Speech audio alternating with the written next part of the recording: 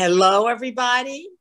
I'm Meredith with the Brahma Kumaris Meditation Center in Miami, our Facebook meditation. And I have a special guest in our Conversations with Friends tonight. And she's been a friend for a long time. We go back many years. And her name is Ganga, BK Ganga. And Ganga has been a meditator, a teacher, a student. When we practice the Brahma Kumaris meditation, we learn that we are students forever, from the beginning of our studies to the last day of our lives, we're still students. And I love that because it's the feeling that we're always learning. And Ganga is, I'm going to call Ganga a Renaissance woman. And you're going to learn more about some of these spiritual secrets. And that's our topic tonight, the spiritual secrets of one of our spiritual teachers, Ganga. And she's definitely a Renaissance woman with many, many talents. And we'll be exploring some of them tonight. So welcome, Ganga. Happy to see you. Ganga, you have been in this for a long time, about 35 years. And I was wondering what led you to the Brahma Kumaris? I think that you were living in Guyana at the time, right? When you somehow this came into your life, like it comes into our life magically for all of us in different ways. Sometimes they're weird ways. Sometimes they're interesting. They're always interesting ways, I think. But Ganga, so tell me a little bit of how you came into contact with the Brahma Kumaris. So thank you very much, Meredith. And I'm glad to be here to share. And my journey started back in Guyana, which is a small country in South America, which is geographically in South America, but more culturally like Caribbean. So that's where my journey started. And from very early childhood, I had this feeling that I wanted to do something. I really, really wanted to do something to bring about more peace into the world. I wanted to help in that respect. I don't know, I just had this deep, deep urge and this deep feeling for that. And so the opportunity came to me in 1986 when the Brahma Kumaris together with the United Nations, they had this project which was called A Million Minutes of Peace. And I was a school teacher then, and someone came to my classroom and said, would you like to donate some minutes of peace for peace in the world? And I said, wow, this is something that I'm really interested in.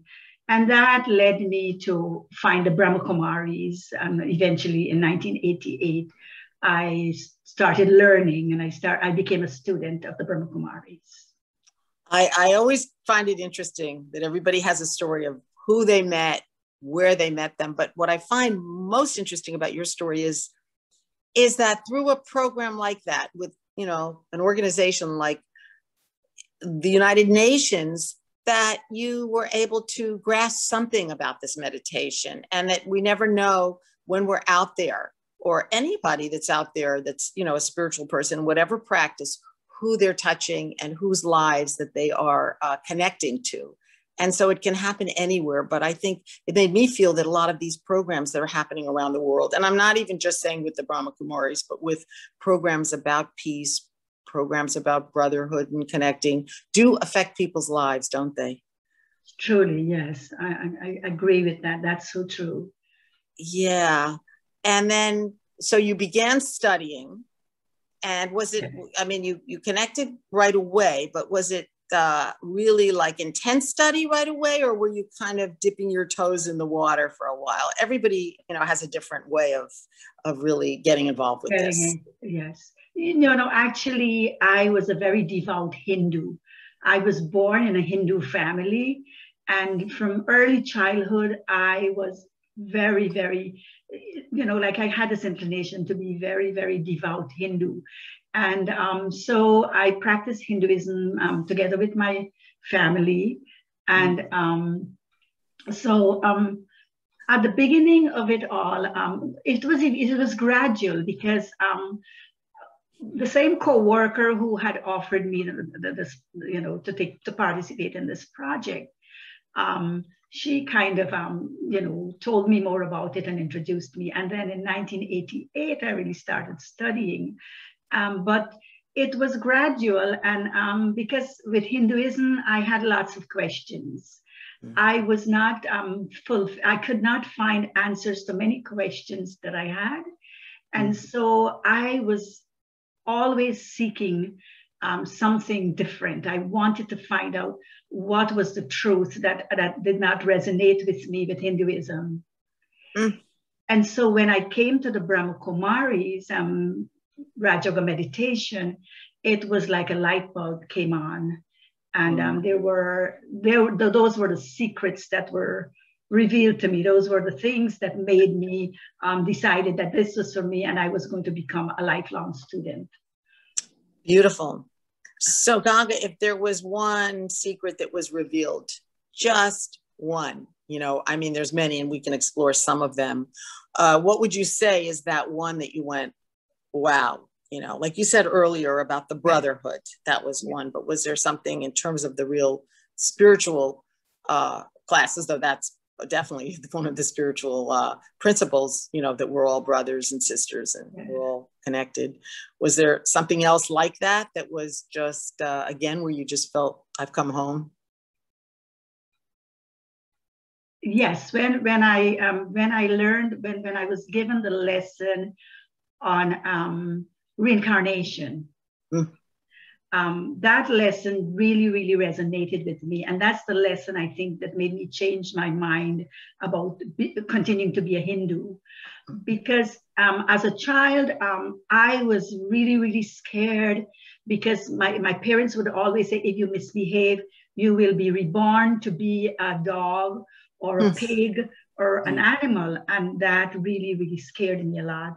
So when in Brahma Kumaris, I was told that human beings can only become human beings, and cats become cats and dogs become dogs in their next birth, because we believe in reincarnation. And so that really, really resonated with me, and I said, yes, this is the truth. This is what I was seeking to find. And this is what I really, really do believe. So that really resonated with me. I find that so interesting because I think everybody comes into different, spiritual experiences or has situations in life, and there's something in people's lives. And again, I'm not even just thinking Brahma Kumaris. I'm thinking other people go into different religions or philosophies, and then they do say, yes, this is it for me, isn't it?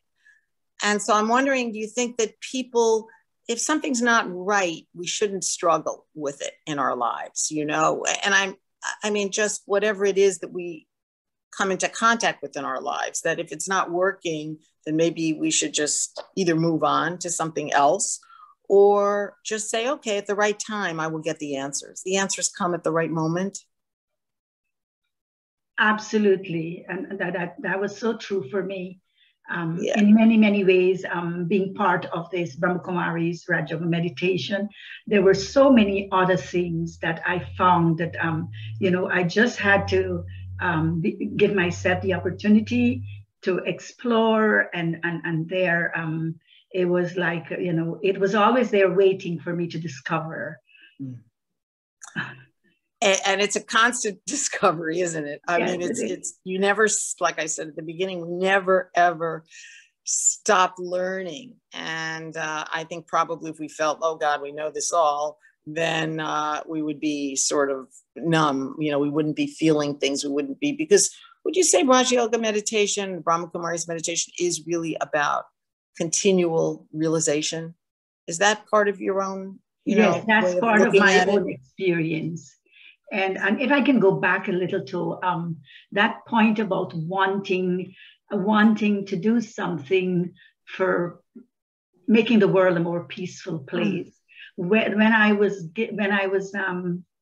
had a lesson on soul consciousness too, and I realized that this could be the solution to this to this problem of prejudices and so on in the world, because when we are able to see each other as a being of light, as a soul, and not as the color he is or the ethnicity he is or the religion he belongs to, then that makes it so easy to go beyond those limitations that's so damaging, that's so hurtful in our world today, and that's causing so many problems for so many of us. So that was really, really touching for me. It's really an amazing way of looking at life that we learn, because as you're saying, it's if we're doing it right, and we're all in process, right? And we work on ourselves. Like you say, we would just be seeing each other as souls, as spirit, as light. We wouldn't be looking at the body, or as you say, the color or the religion or anything. We would just be seeing everybody as, and would you say, when you're really in that zone of just seeing everybody like that and just not having any judgment, not having any prejudice, it's quite an experience, isn't it? It's such a beautiful feeling. And it not just makes you happy, but it makes everyone else just feel comfortable around you and just feel happy. If we could just remember to be in that state, but that's the challenge. Well, that's the challenge. And I think you're so right. That's really the challenge, because we've all come with stuff, right? We've all come with some baggage. And, things from our past, things from, it could be something from childhood usually. And we almost have to start to shed ourselves of these, these ways of thinking and these prejudices. And so I'm wondering, and sometimes they just pop up out of nowhere. Like you think that you're moving along. Does that happen for you? Do you think you're moving along and you've really made a lot of progress, and then all of a sudden there's you're thinking wrong? And how do you handle this or stop yourself from this when you realize that you're not thinking in a loving, respectful way with people? It happens. I know it happens for me. Oh yes, absolutely. It happens, and that's why I'm saying it. It's a challenge, but yes, I always try to bring forward that compassion and that compassion for each other, and that love for each other, which I've developed over the years of my practice. It wasn't like I had it from day one. So I would kind of think of putting myself in that person's shoes too, and seeing that person, and sometimes afterwards I would kind of scold myself and say, that was not right. I should have acted differently. Where's my loving feeling of brotherhood? And but yes, I try to do better the next time, and it's a practice. Yeah, I always say to myself, don't beat yourself up, okay, you made a mistake. Maybe and I'm thinking of something, maybe you get irritated with someone in the supermarket, someone says something to you, and we know that's happening so much these days. It could be the mask situation. Someone doesn't have the mask on, somebody has the mask on, and all of a sudden there's conflict with people you don't even know. I mean, these things are happening everywhere. And so what I love about, again, this whole spiritual philosophy is it's not just talking about it, but it's like going out into the world and just being it. And do you feel that as well? It's like we have to be it. I mean, talking about it helps us, but we have to sort of be in that state. Yeah, we have to be in that state. And you know what I've discovered? It's not just at the level of what you think, it's what you feel, and I think people can pick up on your energy, and they feel that you're feeling something different. I feel that they can feel that you're seeing them differently, and I really have been wary about that recently, as you said, since the situation with the mask. And if I'm going to the supermarket, I'd say, okay, so I'll tell myself that beforehand. see everybody as your brother. And I start off at the door saying hello and smiling and going through. And it doesn't always work to the end, but at least I try, you know. And it really, really makes your life more enjoyable. And it really, really makes you feel a lot better about yourself when you can treat others with equality and love and kindness. And that I've discovered. It changes everything. It's almost like life starts to, would you say that life really gets easier, although we still might have obstacles? It's not like everything just disappears, problems in our lives, you know? Would you say that the obstacles for you, they might be there, but you don't suffer as much from them? That's how I see it. That's so true, because I've learned through my meditation practice how to deal with it, like to accept that others are different from me, and I cannot expect them to be the same or to be how I want them to be. Because earlier in life, I was a very impatient person with others, because I'm a kind of perfectionist. I used to be, at least. And so I would get very impatient when people weren't acting the way I thought they should, or do the things that the way I thought they would. And so this journey has taught me to be much more accepting of others, knowing that each one is an individual. Each one is worthy in his own right and is doing just the best that he or she is capable of doing. And so that has really taught me to see people differently and to act differently too, with others and even with myself. Right. Ourselves, it can be the harder than anything, isn't it? Yes. Because we'd say that through this whole the teachings of the Brahma Kumaris, we know in a sense what we should be doing, what we shouldn't be doing, you know, because we take classes every single day. And, you know, others, maybe they don't know, and you almost can't blame others for doing things because they might not, you know, be schooled spiritually and, you know, doing the right things, though many are too, I'm sure, you know, with either their religion or their practice or whatever. But we know better. And yet it's sometimes anger sets in, right? All of a sudden, you know, you think I'm not angry. And then all of a sudden, you know, you're on I-95 and somebody cuts you off and almost hits you. And then all of a sudden the anger comes out, right? Yes. So how do you have any little methods to kind of stop yourself from, you know, just doing something that, you know, isn't necessarily the best way to do it?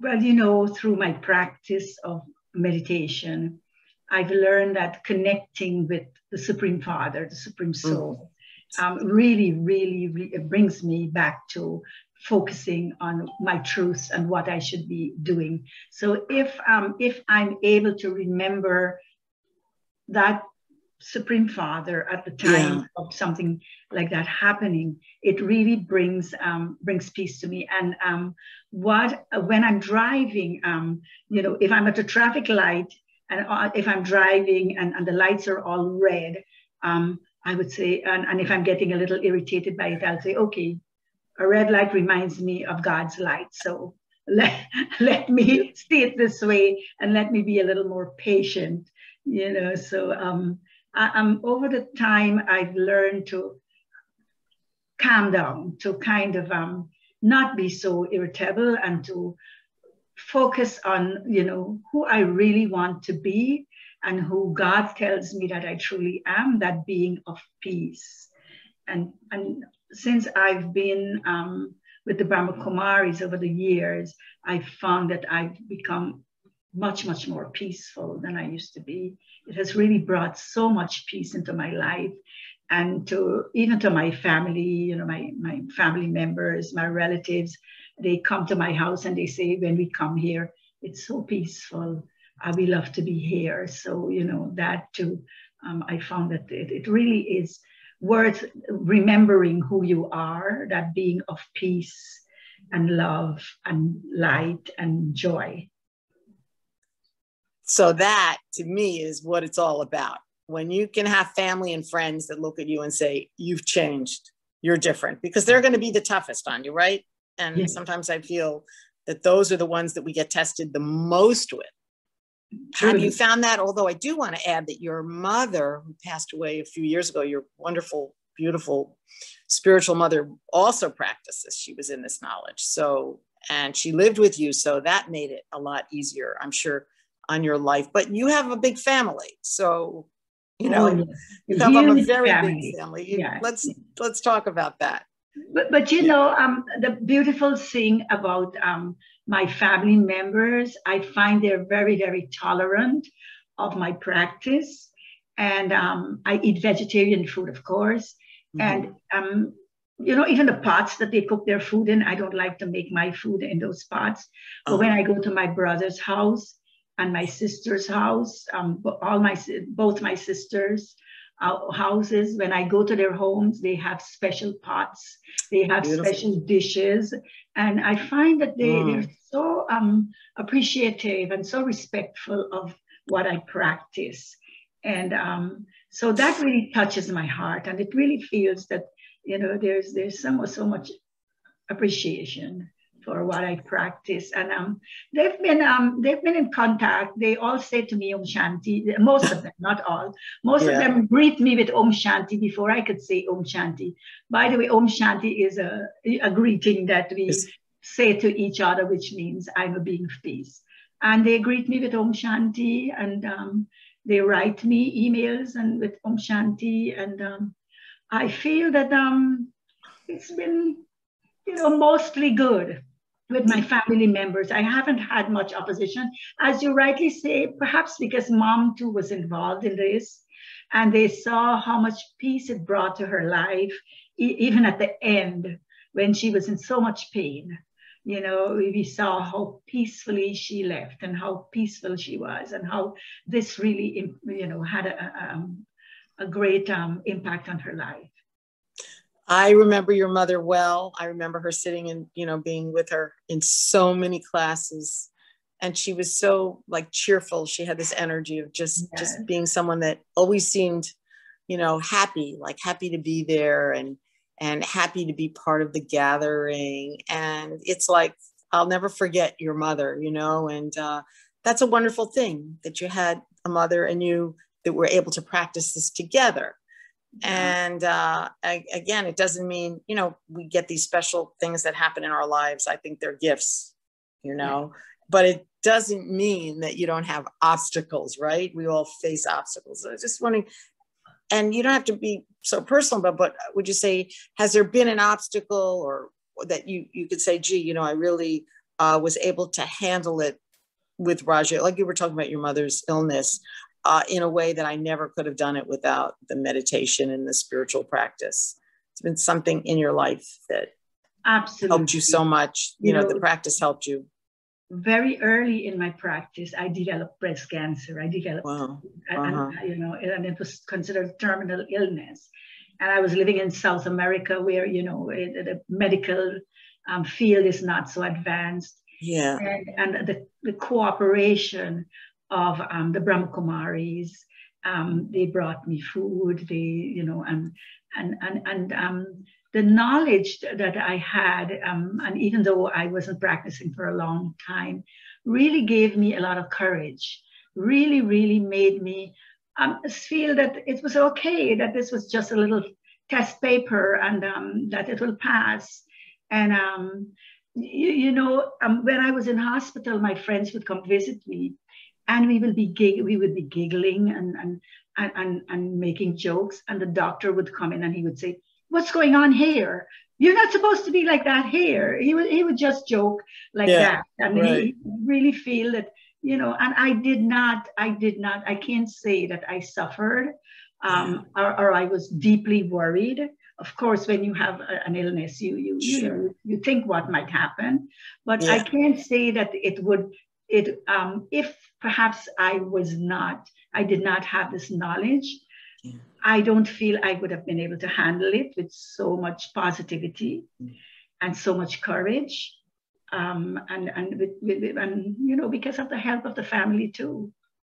I love what you're saying, you know, that this whole way of thinking and this whole approach to life helps us with the little things, getting upset, you know, on the road or whatever, or dealing with family. And then it can be of such great help with facing the big things in life. Yeah. And those are, you know, the big tests. It's able to give us that energy and that courage, like you say. So I appreciate that you sharing that.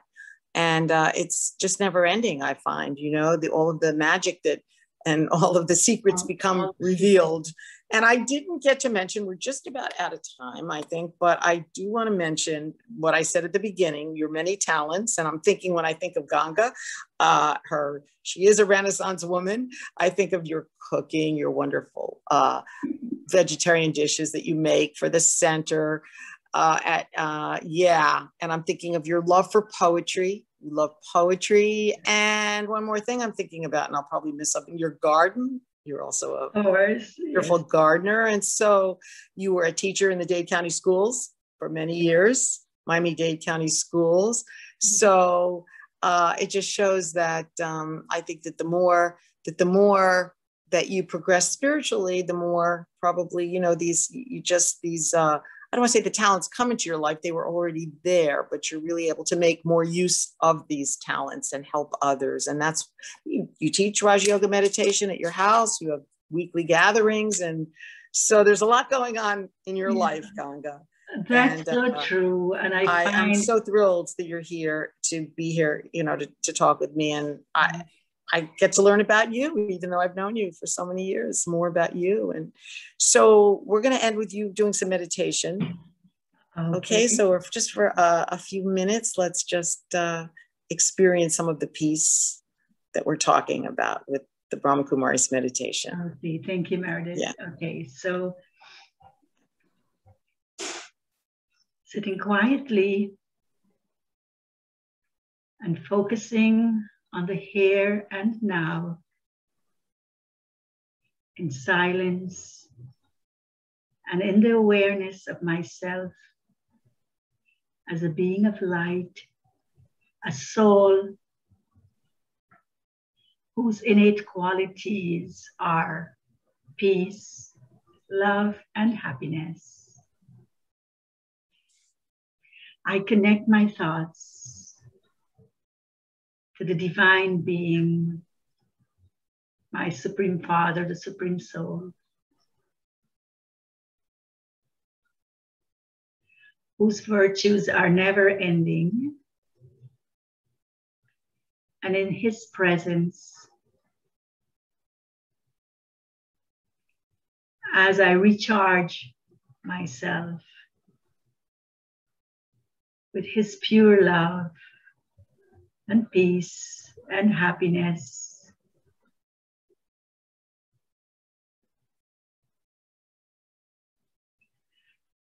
with deep feelings of love for my world family, I have a sincere wish that all souls of the world will be guided to take God's helping hand at every step for courage and strength. Om Shanti. Om Shanti. This has been just very, very beautiful to get to interview you or converse with you, have this wonderful conversation with you. And it's always just a pleasure to know you. I've spent time in India with you and in Peace Village with you. And here we are on Zoom together. So, and in Miami, of course, at the center. And I will see you soon. You'll join us again soon. Definitely. Thank you, Meredith. Thanks, Ganga.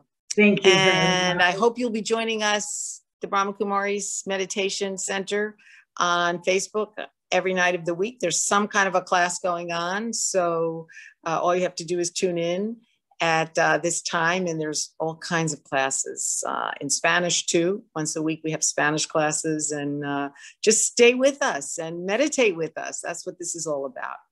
Om Shanti. Om Shanti. Thank you.